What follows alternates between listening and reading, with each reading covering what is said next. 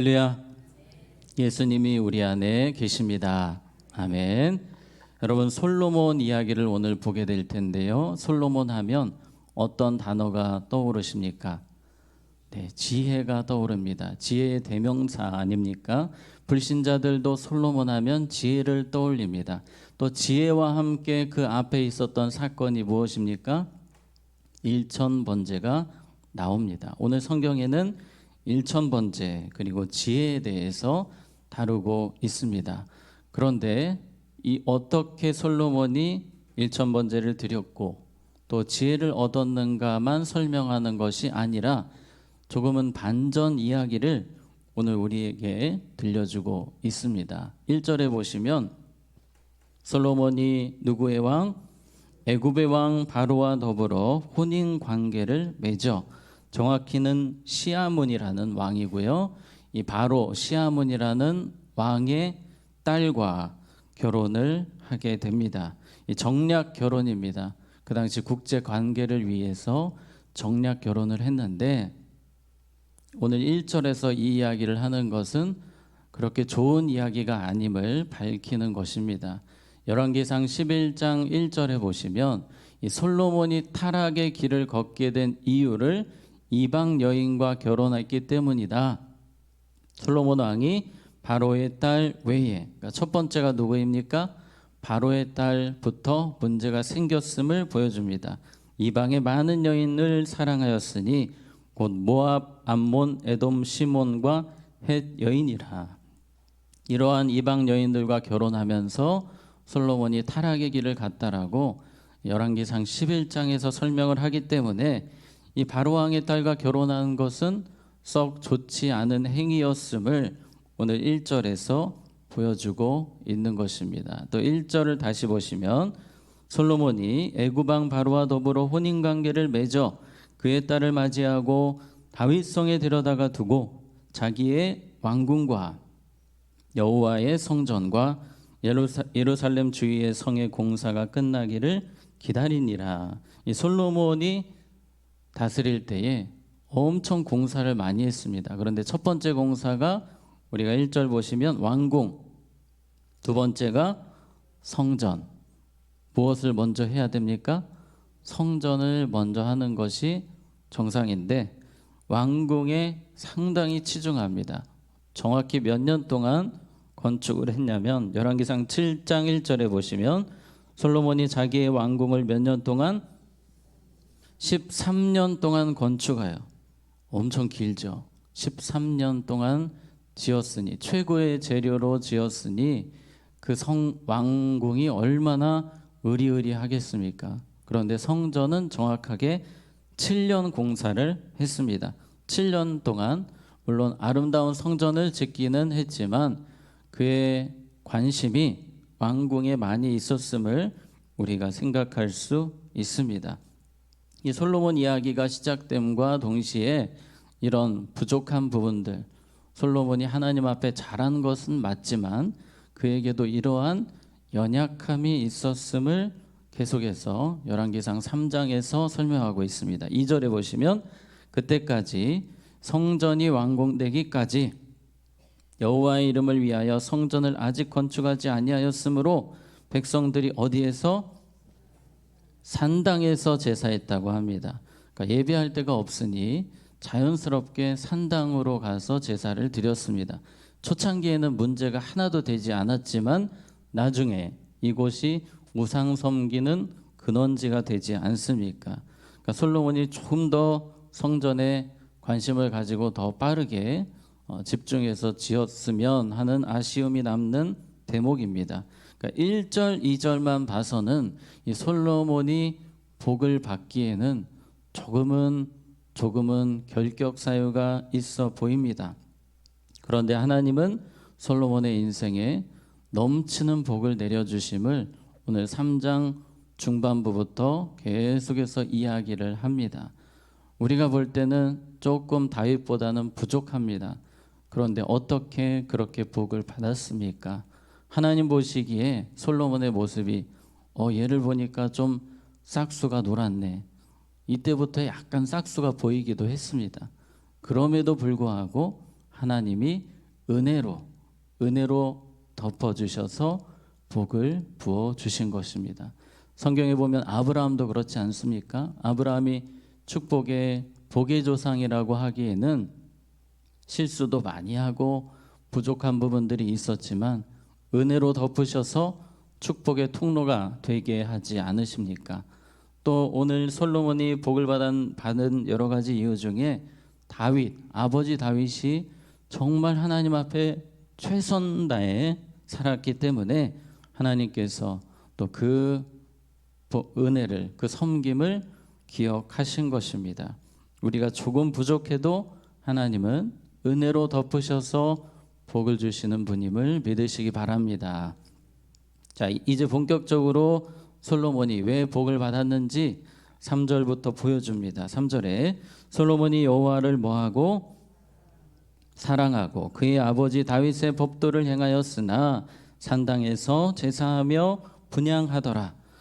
오늘 강조하는 부분은 하나님을 사랑함이 남달랐다라는 부분을 우리에게 소개합니다.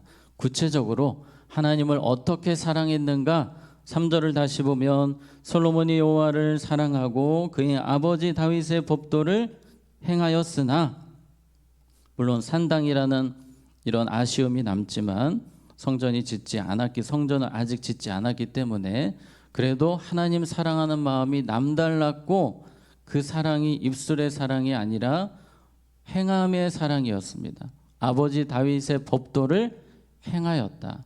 삶으로 주님을 뜨겁게 사랑했던 사람이 솔로몬임을 오늘 성경이 강조하고 있습니다. 여러분, 우리가 주님을 사랑하는 것은 우리의 일주일의 삶에 달려 있습니다.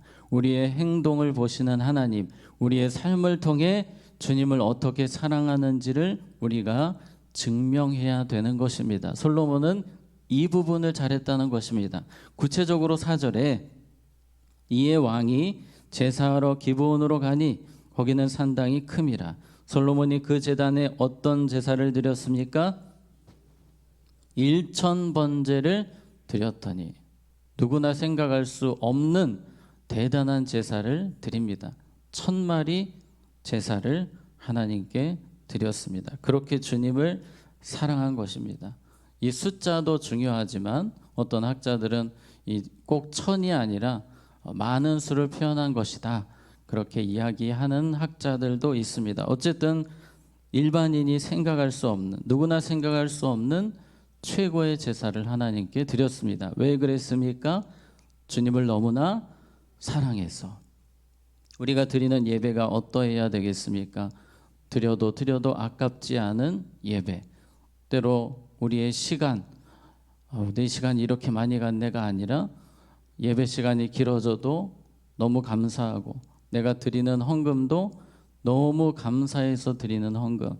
우리가 주님 앞에 드리는 모든 헌금과 예배와 섬김이 이 솔로몬과 같이 주님을 뜨겁게 사랑하는 마음으로 해야 함을 우리는 기억해야 합니다. 자, 여기서 우리가 잠시 생각해 볼 필요가 있습니다. 여러분, 솔로몬의 1,000번제가 1,000번입니까? 아니면 한 번에 1,000마리 드린 것입니까? 네, 여러 가지 설이 있지만 오늘 성경에 보게 되면 또 많은 학자들이, 거의 대부분의 학자들이 한 번에 1,000마리 드린 것으로 설명을 합니다.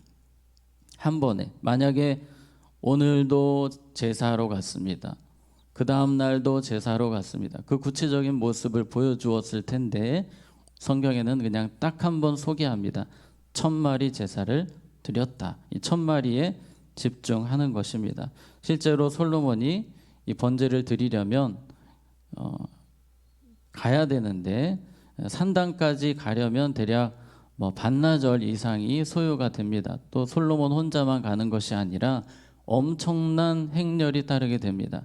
그렇게 1,000번을 하면 나라가 운영이 될 수가 없는 겁니다. 그래서 가장 정확한 번역은 한 번에 1,000마리로 보통 이야기를 하고 있습니다. 물론 1,000회도 100% 아니다라고는 설명할 수 없지만 확률이 거의 없다고 보시면 됩니다.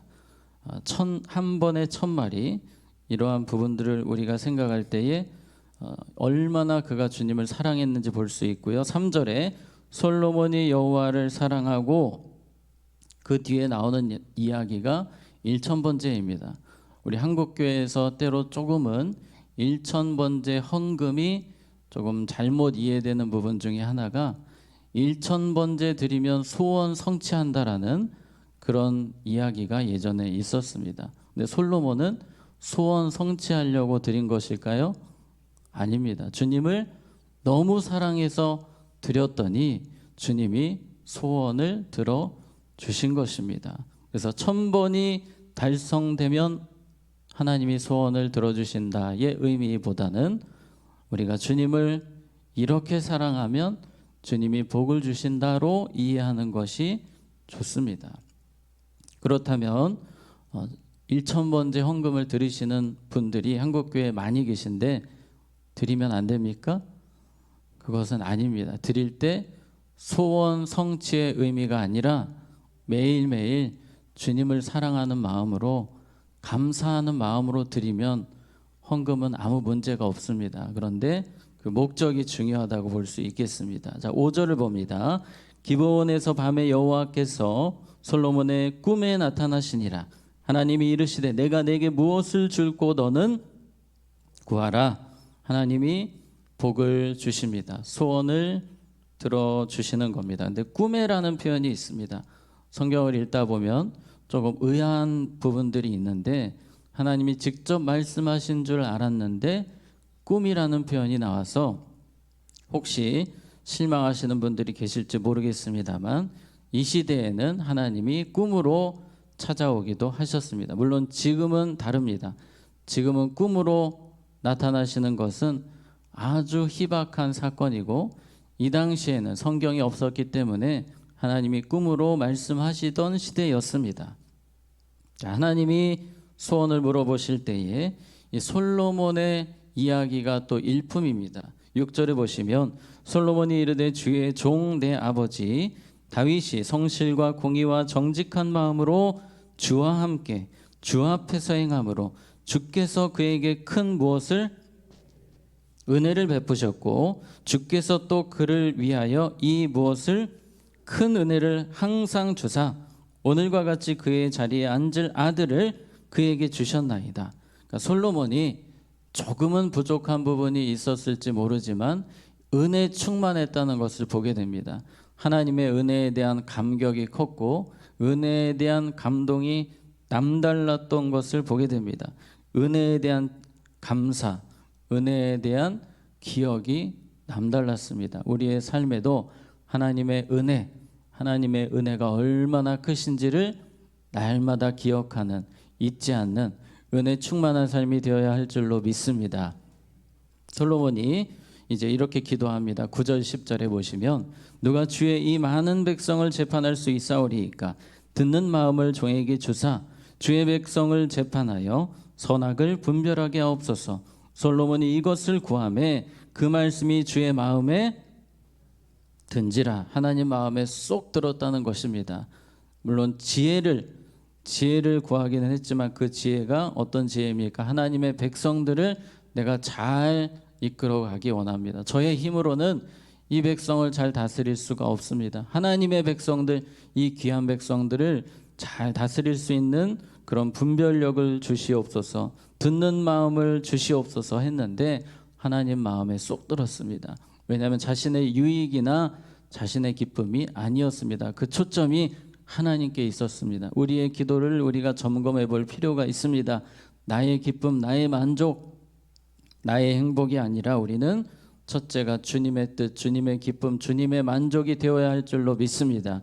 우리의 기도가 그러한 기도가 될 뿐만 아니라 솔로몬처럼 주님을 뜨겁게 사랑하는 기도가 되고 주님을 더 사랑하기 원합니다의 기도가 되고 그 은혜 감사합니다. 그 은혜 늘 내가 잊지 않겠습니다의 그러한 기도가 되어야 합니다. 말씀을 정리합니다. 이 솔로몬은 조금 부족한 부분이 있었지만 주님께서 은혜로 채워주셨습니다. 또 솔로몬 역시 은혜에 부응하는 삶을 살았습니다. 우리의 모든 삶이 솔로몬과 같이 주님을 더욱 사랑하고 은혜 잊지 않고 주님의 마음에 합한 기도로 살아가기를 바랍니다. 자, 기도하겠습니다.